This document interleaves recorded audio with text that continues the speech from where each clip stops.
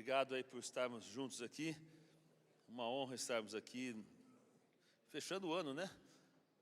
Fechando esse ano aqui com essa última ferramenta aí, o grifo. Falando sobre perseverança. Deus já está presente no nosso meio, já sentimos a presença do Senhor nos louvores, amém? Nós vamos ter um tempo para a gente aprender um pouquinho da palavra de Deus.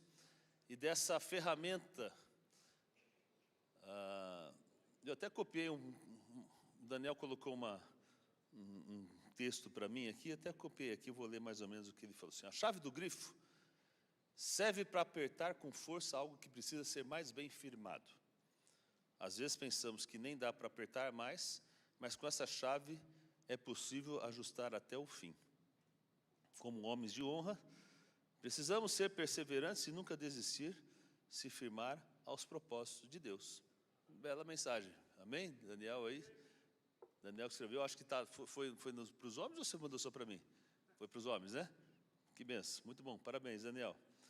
E eu quero apertar um pouquinho mais essa chave aí, né, agora no seu coração, apertar um pouquinho com a palavra de Deus, né? E se você está aqui, meu irmão, é porque você já é um perseverante, né? Na segunda-feira, estamos aqui, né, firmados para aprender a palavra de Deus, isso já é tremendo. Mateus 24:13, diz assim: mas aquele que perseverar até o fim, será salvo. Olha que texto. Olha que importância que Deus dá na questão da perseverança. Jesus não disse que poderíamos ser momentaneamente ou temporariamente perseverantes. Ele diz, senão que a perseverança é uma atitude que a gente não pode perder jamais. Essa tem que ser a minha atitude e a sua. Inclusive ele diz aqui claramente que isso depende da minha e a sua salvação. Então perceba a importância que Jesus dá à questão da perseverança. Está relacionada até a nossa salvação.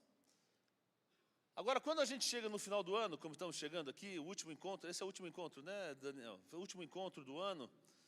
A gente pode perceber duas atitudes claras. A gente tem um lado bom.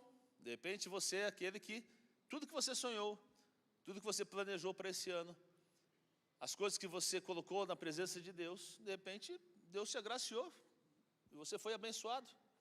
Glória a Deus por isso, pelas conquistas, por aquilo que Deus deu. Mas a gente também tem um outro lado, que também é aquele que às vezes vê que aquilo que a gente sonhou, aquilo que a gente planejou, aquilo que a gente orou, a gente que estava esperando, de repente, não chegou. Não tem jeito, há sempre dois lados. Então a gente encontra nesse fim de ano, esses dois sentimentos. Um sentimento talvez até de nostalgia pelo Natal, que dá sempre essa lembrança, coisas novas vão chegando, e sentimentos de estarmos no fim do ano, começarmos algo que a gente decidiu fazer, esse ano. Olha, eu prometi que eu ia perder 20 quilos esse ano. Perdi 10, hein? Ó, né? Sensacional, né? Mas eu não cheguei na minha meta, né? Porque com churrasquinho, assim não dá, né? Sempre, né? Mas veja, a gente às vezes pode decidir olhar pelo lado correto, agradecendo a Deus por tudo que Ele nos deu, agradecendo a Deus pelo que Ele tem feito, pelas bênçãos conquistadas. Mas o que acontece é que o inimigo quer que você comece, talvez olhando pelo lado incorreto. Esse lado incorreto é pelas coisas não conquistadas, aquilo que não aconteceu, aquilo que deu problema, aquela frustração, aquela amargura, aquele sentimento que talvez Deus não fez ou realizou aquilo que a gente estava aguardando. E às vezes a gente pode estar olhando por esse lado também. Veja, então você precisa decidir olhar pelo lado correto, sabendo que o inimigo vai tentar fazer com que você olhe pela perspectiva, como diz meu amigo pastor Edmar, pela perspectiva do lado incorreto. Aquilo que não veio, olhando para o lado incorreto, você irá se frustrar. Mas eu quero dizer algo que se chama o seguinte: a vontade de Deus. Diga aí, a vontade de Deus. Sabe, meus irmãos, por mais que a gente queira algo na nossa vida, por mais que a gente se esforce por algo, nós temos sempre estar submetidos à vontade de Deus. E o nosso Senhor Jesus já nos ensinou na oração do Pai Nosso, né? Seja feita a sua vontade. Então você pode pedir, sim, você pode insistir, sim, mas o cerne da oração do Pai Nosso que nos ensina é que nós devemos sempre estar submetidos à vontade do Pai sobre a nossa vida. E é certo, então, que agora, que um crente, você ou eu, em cima de tudo aquilo que às vezes a gente sonhou, ou esperava para esse ano, para conquistar nesse ano, vendo que há dois lados, de repente o seu lado foi positivo, de repente o seu lado foi negativo, ou meio positivo, meio negativo. Mas o que você tem que entender é que tudo, até o lado ruim, Deus tem propósitos. Deus tem seus planos, até nas coisas difíceis e ruins. Aí ninguém fala amém, né? Porque não alcançar algo, olha interessante isso, porque não alcançar alguma coisa, não alcançar alguma meta, não serve como argumento para você deixar de perseverar. Ah, eu vou deixar de perseverar no caminho de Deus porque eu não alcancei alguma coisa. Está errado? Não vou servir mais a Deus porque eu não alcancei aquilo que eu estava querendo alcançar. Errado? Mas a todo tempo, a todo momento, nós temos que ser agradecidos a Deus, mas também temos que ser perseverantes em todas as coisas. Porque a perseverança não é temporal. A perseverança, como diz a palavra, tem que ir sempre até o fim. Dá para entender, amém? Então você não pode ser perseverante algum tempo, temporariamente. Jesus disse, você tem que perseverar até o fim. Se perseverar até o fim, será salvo, é o que diz a palavra de Deus.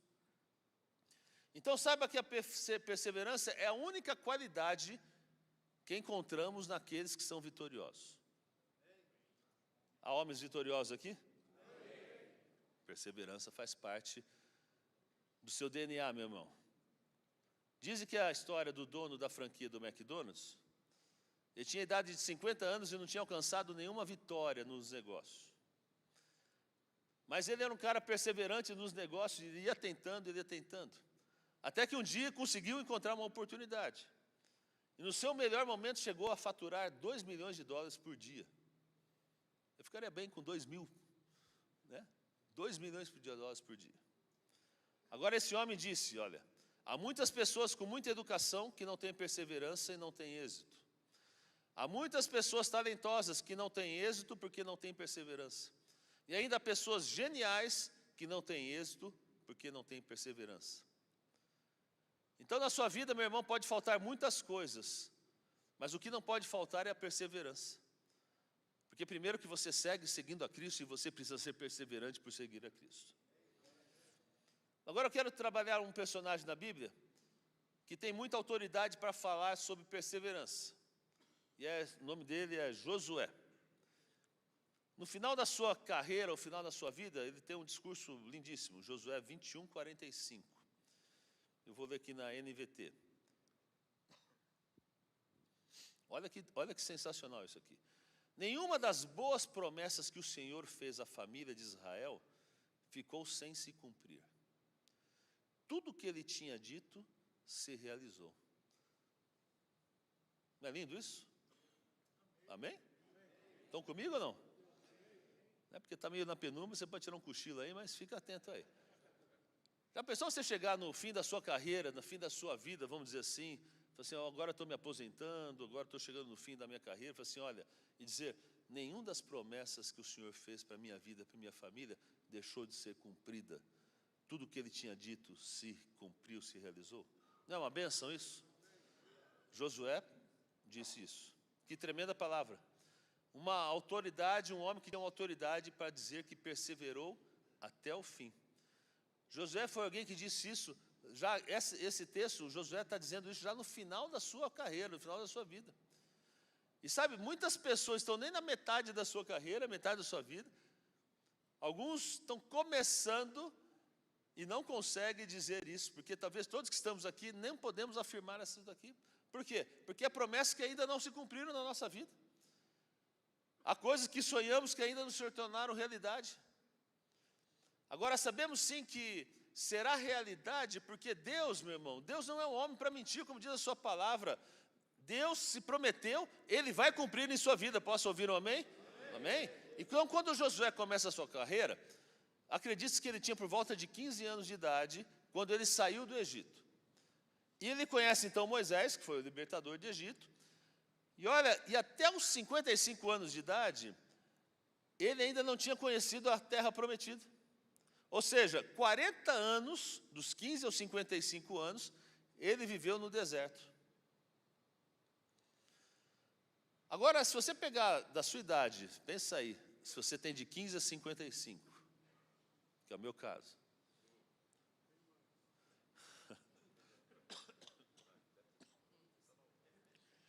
Já deu tosse agora aqui, né? Mas essa idade é a idade onde nós temos mais sonhos. É a idade onde a gente quer conquistar, a gente quer realizar. Onde a gente é mais visionário, futurista. E talvez aqui Josué, nessa idade, talvez gostaria de ter uma casa. Gostaria de ter um empreendimento.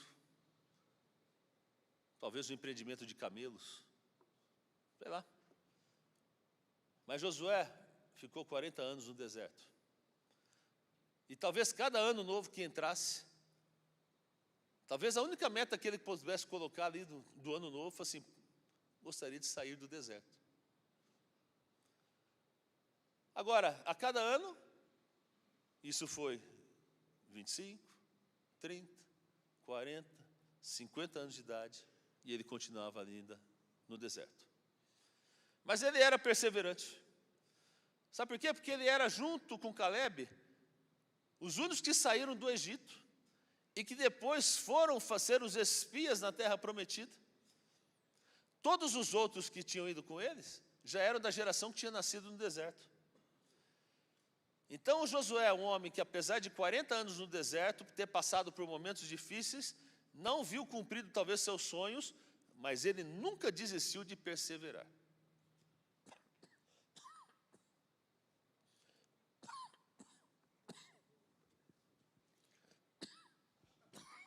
Desculpe, irmãos.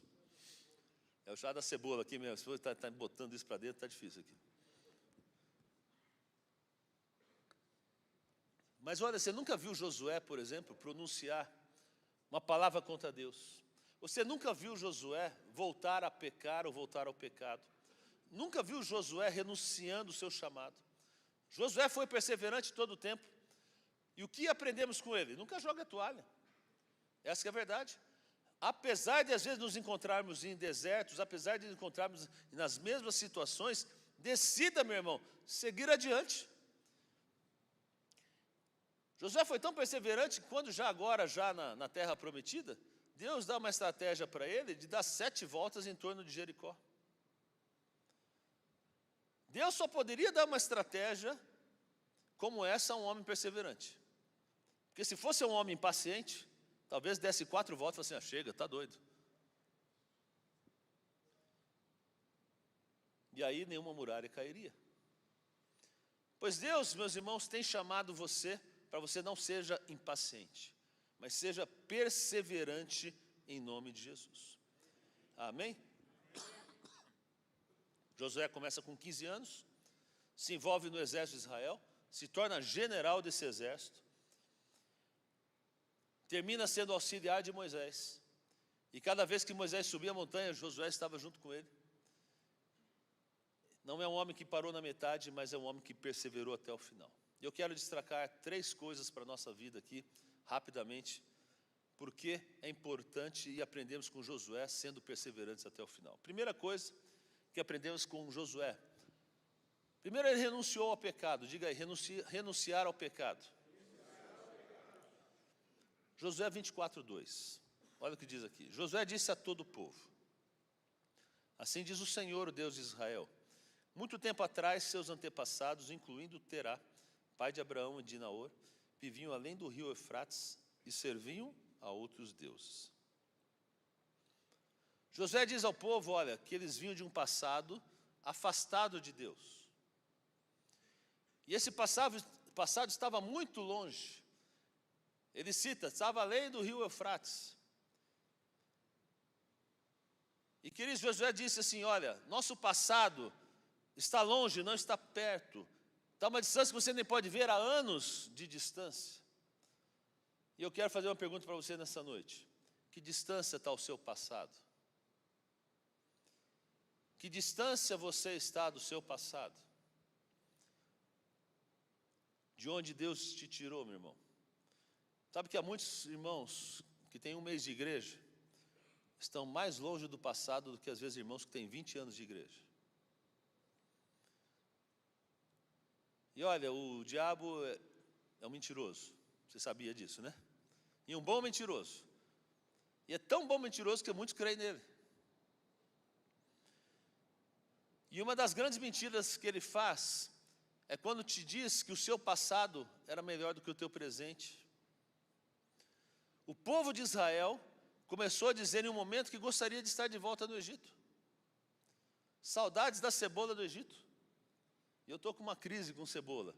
Eu não teria saudades da cebola, né? Porque eu estou tomando um chá de cebola para minha tosse aqui, que é horrível. Mas o povo de Israel, comendo carne, comendo maná, se lembrou das cebolas e preferia as cebolas. Quando estavam no Egito, clamavam para Deus para tirar de lá. Quando estavam escravos, Senhor, manda aí, Senhor, lembra de nós, traz um libertador para tirar. Deus manda Moisés, tira. Depois de um tempo, começam a crer na mentira do inimigo, dizendo, olha, era melhor o tempo que eu estava lá no Egito. E muitos de nós estamos ansiosos pelo mundo.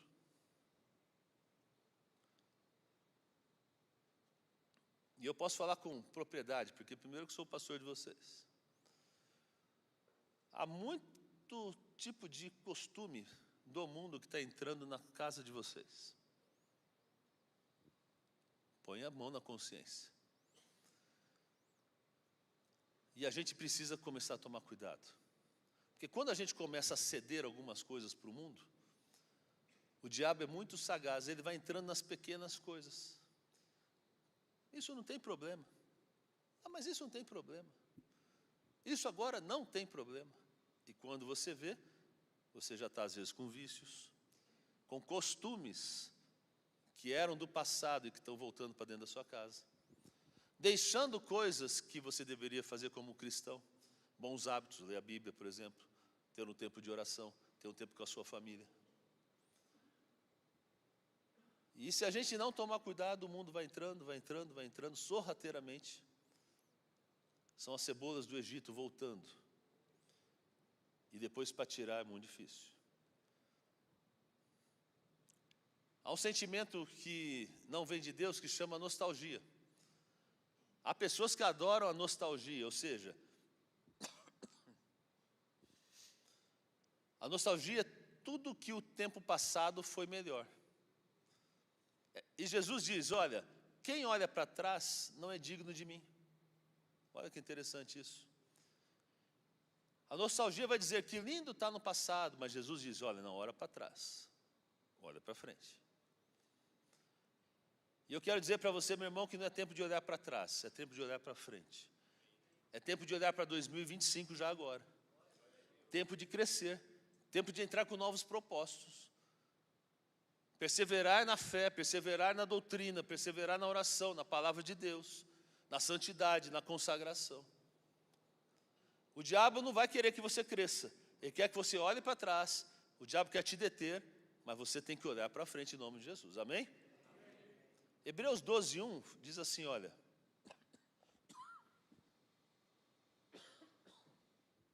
Hebreus 12:1. Portanto, uma vez que estamos rodeados de tão grande multidão de testemunhas, livremo-nos de todo o peso que nos torna vagarosos e do pecado que nos atrapalha, e corramos com perseverança a corrida que foi posta diante de nós. Então, o que esse texto quer dizer? Deus tem nos dado uma corrida, uma carreira para nós seguirmos. A gente pode chamar isso de um propósito, de um destino, algo que Deus tem colocado na nossa frente para fazer. E é lindo quando a gente está entendendo isso, desfrutando esse caminhar, essa carreira com Deus. Mas, às vezes, nós carregamos um peso, uma mochila, vamos dizer assim, uma mochila de pecado, de coisas que estão no passado, que você está levando. E quando Deus te chama, Ele quer que você tire essa mochila e jogue fora. Tira o pecado e jogue fora. Mas o diabo quer fazer o quê? Quer te devolver essa mochila. E sabe o que muitos dizem? É melhor que a mochila. e colocam ela de volta, depois não avançam, e depois a Bíblia diz que essas pessoas vão tropeçar. Meu irmão, o diabo é mentiroso, não volta ao teu início, não volta ao teu passado, ao teu pecado, porque senão você vai voltar e perder tudo que você avançou. Dá para entender, amém? Segunda coisa que aprendemos com Josué aqui, é que Josué teve compromisso, diga aí, compromisso. Josué foi perseverante porque teve compromisso. Josué 24:16 diz assim: o povo respondeu: jamais abandonaríamos o Senhor para servir outros deuses. Essa declaração é linda do povo de Israel. E é uma declaração de quem tem compromisso. E é uma declaração que é um compromisso. Porque você não consegue algo se você não haja um compromisso com isso. Aqui na IBC há muitos compromissados, ou comprometidos. Tem músicos, tem servos, líderes de ministérios, líderes de Connect, líderes dos homens de honra, pessoal da mídia, pessoal da recepção, da introdução, 42 ministérios. Obrigado pelo seu compromisso. Agora, nós temos um compromisso, então, com a obra de Deus. Amém? Então, quando você se casa, você faz um compromisso com a sua esposa. Sim, aceito, é uma declaração de compromisso que você faz com a sua esposa. Quando você aceita um trabalho, você assume um compromisso, você firma um contrato. Quando você tem um negócio, você tem clientes, você se compromete com eles. Quando você tem um compromisso com eles, os compromissos não são temporários. Você tem que renovar, tem que demonstrar dia a dia que você é competente. Se você não demonstrar seu compromisso com a sua esposa, o seu casamento pode ter problemas. Deixar de comprometer no seu trabalho, provável que não renove seu contrato. Quando um se compromete, ele te recomenda para outro. Fala assim, esse cara é sério, esse cara tem compromisso. Agora, se você não tem o compromisso, a pessoa vai falar mal de você. Não faça negócio com esse que não funciona. Então, quando você assume um compromisso, é algo que te leva a perseverar. A perseverança demanda de compromisso.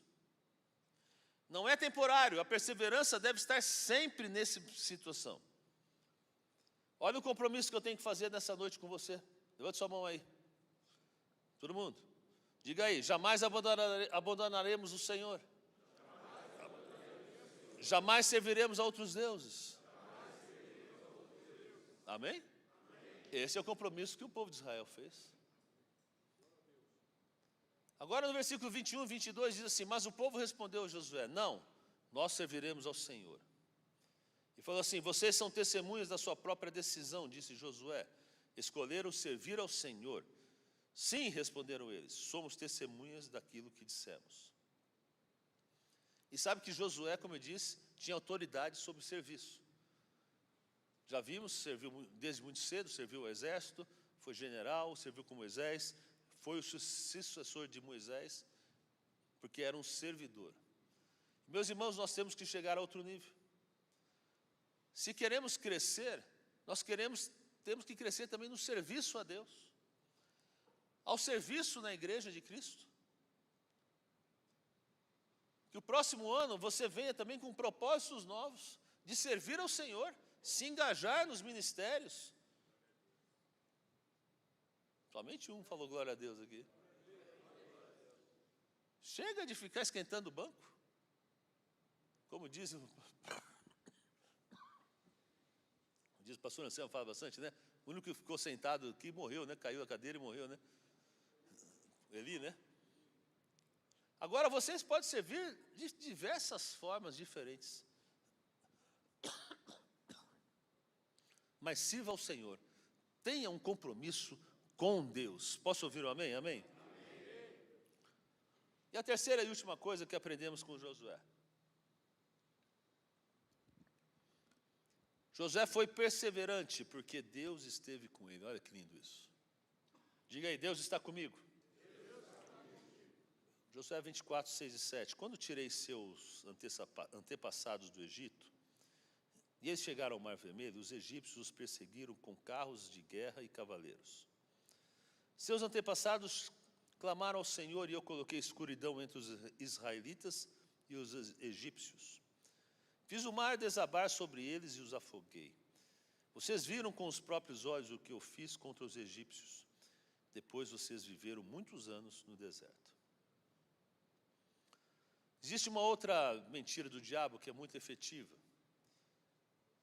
que é: Deus não está com você, você está sozinho. Você que é pai de filho aí, quantos são pais aqui? Todos. Quando nossos filhos são pequenos e estão aprendendo a andar, quando eles caem, você só tem duas atitudes. O pai que é raiz, olha o moleque caindo e fala assim: levanta aí, meu. Se esforça. Não é isso, hein? Você pode, continua andando. O raiz é esse. Espero que não tenha nenhum Nutrela aqui, né? Agora o Nutrela é o seguinte: o menino caiu, você já vai lá correndo, pega o menininho. Ai, sujou, coitado, a roupinha, limpa a roupinha. Ai, não sei o quê. Ai, deixa eu ver, ralou o bracinho, vamos para o médico. Vai no médico, o médico ainda dá um esporro em você. Você, pô, pelo amor de Deus, fez nada aqui. Esse é o Nutrela. É? Espero que aqui só tenha raiz, a rua. Né? Olha, ó, tá esperto. Deus é o Pai que diz para você, disse: ó, você pode, levanta-te. Esse é o nosso Deus.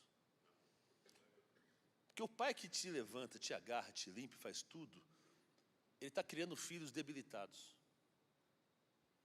E Deus não quer pessoas debilitadas.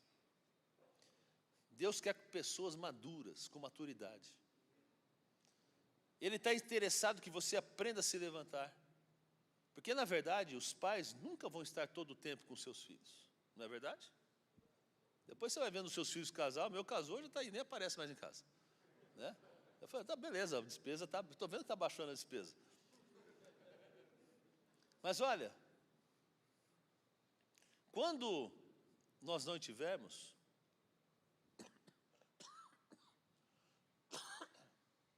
nossos filhos podem se tornar debilitados se nós não ensinarmos eles corretamente. Porque eles têm que aprender a se levantar, eles têm que aprender a se limpar, eles têm que aprender a voltar e a tentar. Porque uma coisa que a gente tem que entender, o diabo tenta tirar isso do nosso coração, é que Deus sempre estará conosco. E o menino que se levanta sozinho, ele nunca vai dizer que o pai o abandonou. Ele vai dizer assim: olha, meu pai me formou. E Deus, meus irmãos, é um Deus que nos forma. Ele nos ajuda a nos processar. Ele nos ajuda a amadurecer.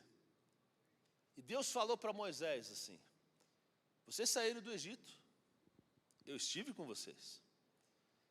Eu estava lá quando vieram os egípcios, eu trouxe a escuridão. Depois eu abri o mar vermelho. Deus sempre esteve com o povo. Jesus nos diz que até todos os fios do nosso cabelo Ele sabe. Ele tem na contagem. Para alguns aqui está fácil contar, né? Mas outros é mais difícil. Veja, o Pai tem cuidado de nós. Você pode dizer amém? O Pai cuida de nós. Jesus diz que estará conosco todos os dias da nossa vida. Por isso que o diabo é bom para nos enganar e diz que você está sozinho, todos esses anos Deus te abandonou, quando não é verdade. Em todo momento Deus está conosco.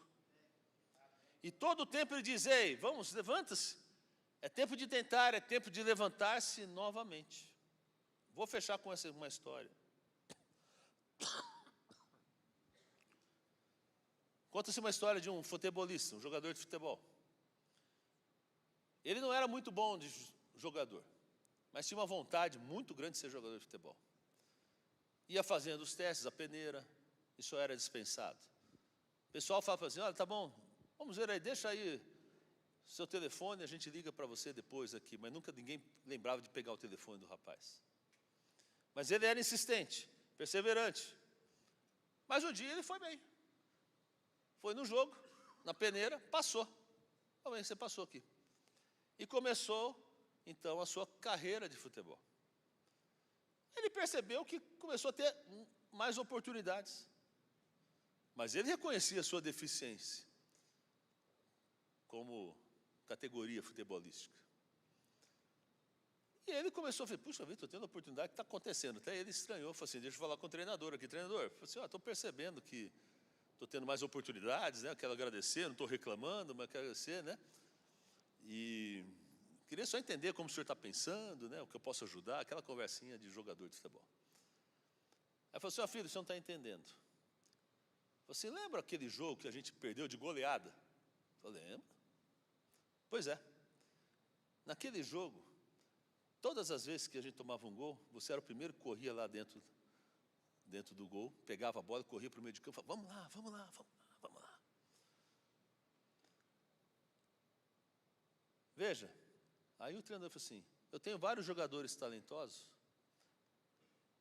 que baixaram a cabeça, desistiram, jogaram a toalha. Mas você em nenhum momento, você desistiu e perseverou.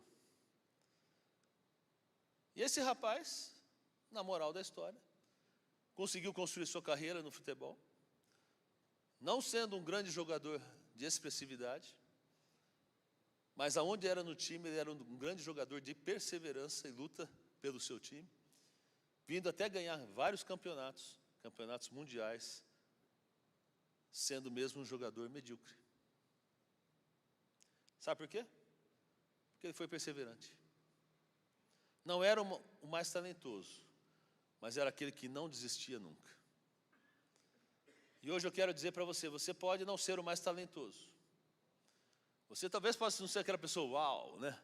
Eu sou o cara, tenho todo o dinheiro, todos os recursos, toda a beleza.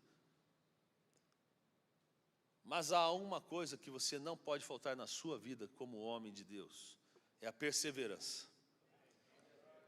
E que em 2025, meu irmão, você saia jogando agarrado em Jesus. Amém? E eu fecho com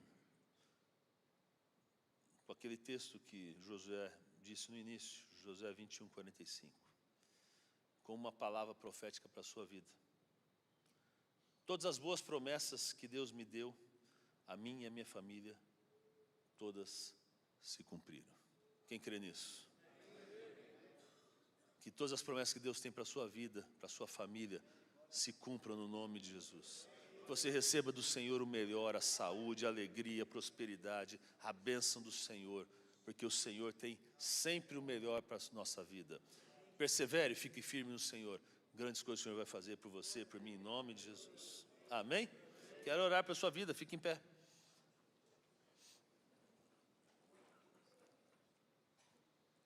Talvez como o último culto deste ano, talvez você esteja como essas duas situações. Ou tudo está bem, ou três, né?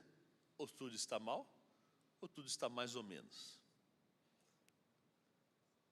Talvez você esteja um pouco desanimado porque algumas coisas não aconteceram esse ano.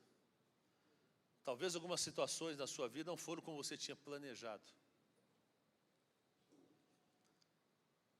Mas Deus é Deus.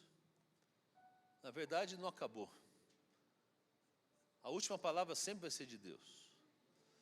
E o que Deus nos traz como a última palavra, vamos dizer assim, para o nosso encontro de homens, filho, persevere, continue. Não acabou o jogo. Está na hora de você continuar. Fique firme. Seja firme, seja constante.